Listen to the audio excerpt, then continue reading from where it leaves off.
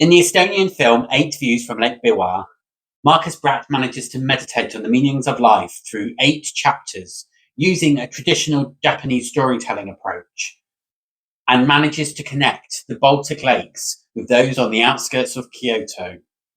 Estonia submitted this film for the 97th Academy Award for Best International Feature Film. However, it was not shortlisted for the award. To try and explain the narrative of this film is extremely hard. It's rather inaccessible, and I don't necessarily think it has a clear narrative structure. It is more meditation on certain aspects of the human condition, whether it is lost and the longing for human contact, sex, power, body autonomy. It explores all these issues in a really meditative and beautiful way. Its lack of narrative is made up by this rather murky yet very picturesque cinematography that really brings to light some of these stories, even if they don't always make sense.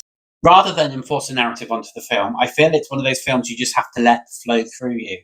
Enjoy the visuals, listen to the prayers which the characters are saying internally, the dialogue, and see what you can get out of this film, because I think there's a lot it offers. What I particularly liked about this film is these suggestions of Estonian identity, history, and particular events. So, for example, there's a TV that shows a singing competition as part of the scene.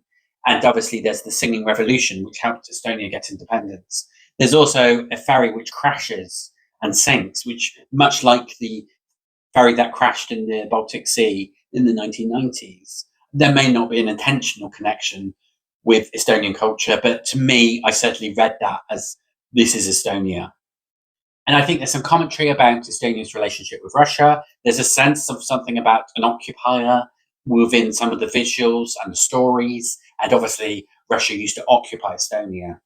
I also think the connection between the Baltic lakes and the lakes of Kyoto, which would require the erasure of Russia, is very significant. And there is something about the changing relationship with Russia and Estonia. However, I would highly suggest just removing trying to make logical explanations for the films and let the visuals, the vibes, and the general surrealness wash over you, and it becomes a rather enjoyable experience. I would therefore give 8 Views from Lake Biwa 3.5 stars out of 5. I thoroughly enjoyed it. I didn't necessarily get all of it, but I felt mentally enriched by it. As I said previously, it was not put forward to the shortlist despite being Estonia's Oscar submission. Estonia has had one previous Oscar nomination for Tangerines in 2014, and more recently have made the shortlist with Truth and Justice. I'm not surprised Lake Biwa didn't make the shortlist. It's a bit too inaccessible to do that. However, I'm really appreciative of it, and I'm glad I have watched it. Lake Biwa is now available in the UK to stream on Klassiki,